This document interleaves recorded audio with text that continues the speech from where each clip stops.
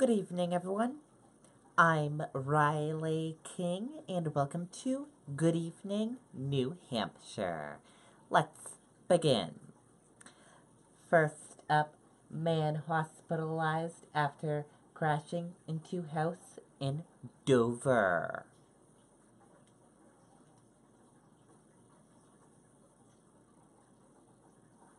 A road in Dover was closed Sunday afternoon after a pickup truck crashed into part of a home, according to Dover police. Captain Bill said 58-year-old Charles Dawns of Dover was driving east on Torland Road in a 2017 Dodge 2500 pickup truck. He left the roadway, hit a utility pole, and crashed into the garage of a home. Bill said the primary investigation showed Dawn suffered a medical event which led to the collision. Dawn was taken by ambulance to Whitworth Douglas Hospital with non-life-threatening injuries.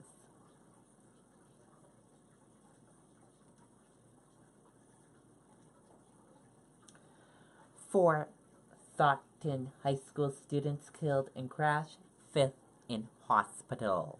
Let's take a look at the video from WCVB Boston.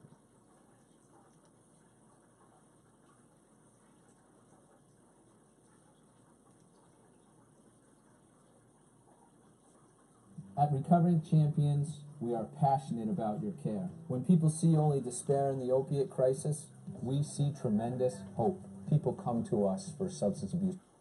I said, no, this just has to be a nightmare. This can't be true. 4 young lives lost, a community in mourning. 16-year-old Nick Joyce, the others just 17, David Bell, Eric Sarbla, and Christopher Desir. David was just, he was a great person. He was going to do big things in life. Nick, I used to give him a hard time because he was like the little brother to me. All 4 teens were passengers in a friend's car when they veered off of West Street, crashing into a tree in East Bridgewater Saturday.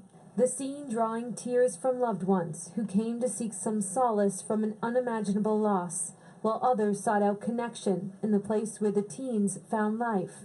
Sad scene over there, it should have happened. They should be here competing. Dozens gathering at a track meet where 2 of the friends were set to compete on Sunday. And from what I understand, they would have broken a record if they competed today. And it wasn't just track. On the football field too, through sport, a motto that now holds even deeper meaning and connection for the classmates left struggling with undoubtedly difficult emotions. It's us, we together forever. And basically what that is, it's just our brotherhood, and no matter what happens, nothing can break the bonds that we share, and we just all stick together, and we'll always have something that kind of connects us. A 5th teen survived this crash. The driver, he remains in the hospital this evening. The investigation into how this happened is ongoing. We're live in Stoughton. Nicole Estefan, WCVB News Center 5. All right, Nicole, thank you. And News Center 5's Todd Kaskiewicz continues our team coverage with how Stoughton High School is helping students. Todd?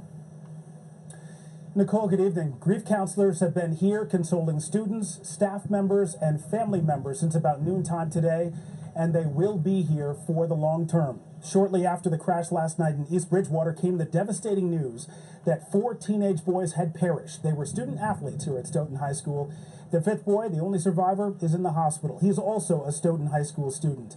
Some fellow students are gathering at the scene to pay their respects, while others have been coming to the school all day. Everyone, as you can imagine, is struggling to cope with the enormity of this tragedy. Here's the superintendent speaking about the emotional support available right now and for the long term. This is not the kind of thing that you heal from quickly. The recovery is long. We will be available for everyone who needs us for as long as they need us. We will be opening school tomorrow. I do not anticipate we will have a normal day, but it is important for students to have their routines if they want and need them. Support is coming not only from within the community, but outside as well. Neighboring school districts have offered to send counselors as well to augment the crisis team here. The superintendent says Stoughton will accept those offers. Counselors will be here at the school until 8 o'clock tonight and then back when school reopens tomorrow. Reporting live in Stoughton, Todd Keskevich, WCVB News Center 5. Okay, and there you go on that video and that report.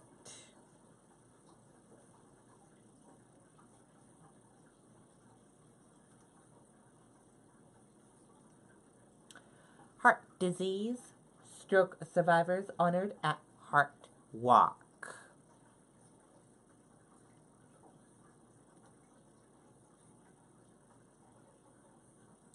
Let's take a listen to the video from WMTW News 8 Maine.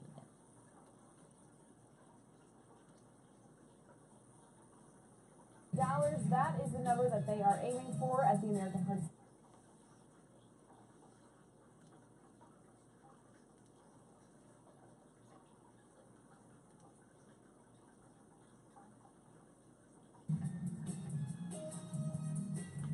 Today's modern pest phrase of the day is, ugh, gross. Well, $415,000, that is the number that they are aiming for at the American Heart Association. They're trying to raise that much money as they continue their fight against heart disease and stroke. Happening in Portland today is their annual Heart Walk. This honors the survivors in their battle against heart disease. WMTW News 8's Tyler Carteret is live from the Back Cove this morning. He's been there all morning giving us the details. Good morning to you, Tyler. Good morning, Kathleen, and good morning to everybody who's waking up with us this morning. Starting to see some activity here. You can hear them checking the sound system behind me. The volunteers out getting the tables and everything set up. Joined now by Eric Bennett. He is going to be speaking here at the Heart Walk later on today. Good morning to you. Good morning. Thanks for coming by. And I know this is an event and definitely a situation that really hits close to home for you personally. Absolutely, absolutely. And what is a little bit of your story, if you wouldn't mind just sharing it with us this morning? My father suffered a heart attack when I was 12 years old. He didn't survive. When I got a little older as an adult, I started taking precautions because I was afraid I was going to suffer the same fate. Ultimately, I did. Fortunately, it happened when I was home. I was having lunch with my family, and I had just finished lunch. I literally was getting up to wash up, said I'm gonna go mow the lawn now, and immediately it just hit me. I got up, went into my bedroom, laid down for a minute, kind of wondering what was going on. The sense of dread was just overcoming, and I ended up going back into the kitchen, said to my wife, Chrissy, I'm having massive chest pains. Without turning around, she asked me if it was indigestion, because I had just finished lunch. And I said no.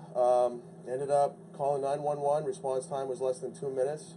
I was at the hospital in less than a half an hour with a blood pressure of 260 over 220. Wasn't even medically registering a heart attack at that point. They went into a mode of doing everything they could to prevent a stroke. My heart rate was elevated. Ultimately, when it happened, I was having a heart attack. The heart attack lasted 25 hours. They have to bring down your blood pressure and your heart rate before they can actually go in and stop it. Ultimately, they found the blockage. Cath went in, removed the blockage, inserted a stent, and here I am. So an incredible story of the fact that it really can happen anywhere, anytime, to anybody. Absolutely. And in your particular case, you had a little bit of awareness about this even going into that, and still one of those situations where it just happens so quickly. Pretty incredible story, and Eric is going to be speaking here more about that later on this morning to kick things off. Thank you so much for taking a little bit of time to talk with us on the show this morning. We'll be hearing more from him again later on today. This whole thing getting underway. Registration at 8:30, and then we'll have some remarks from Eric and others leading up to the walk at 9:30, approaching that goal of $415,000 for today's event. We'll send things back to you in studio, Kathleen. Okay, and there you go on that video and that report. And we will try to get a result and total of how much money they raised today from the event, and hopefully they reached their total they wanted to.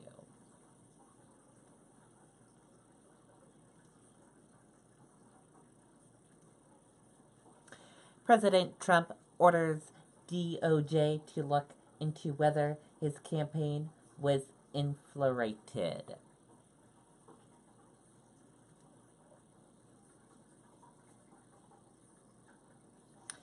President Trump said in a tweet Sunday that he is ordering the Department of Justice to look into whether his 2016 presidential campaign was improperly infiltrated or surveilled for political purposes. And now let's take a look at your weather. Your weather right now is scattered clouds, 72 degrees. Your weather for tonight, a stray shower or thunderstorm is possibly early. Some clouds this evening will give way to mainly clear skies overnight. Low around 50 degrees. Winds northwest at 10 to 15 miles per hour. And for tomorrow, sunny skies, high 79 degrees. Winds west-northwest at 10 to 15 miles per hour. And for tomorrow night, partly cloudy skies in the evening, then becoming cloudy overnight.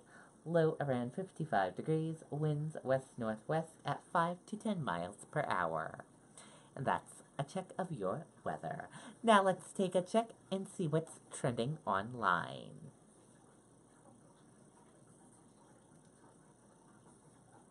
And here is what's trending online. Hashtag grill and chill. Hashtag RPGLB 2018. Hashtag National Rescue Dog Day. Hashtag way back in the 80s got 4,786 tweets. Hashtag Sunday Fun Day got 23.8k tweets. Hashtag Ryan Revers got 1,498 tweets. Hashtag Hereby Demand got 2,432 tweets. Hashtag GA Governor got 1,808 tweets. Bahasma City and Jordan Hicks got 1,091 tweets.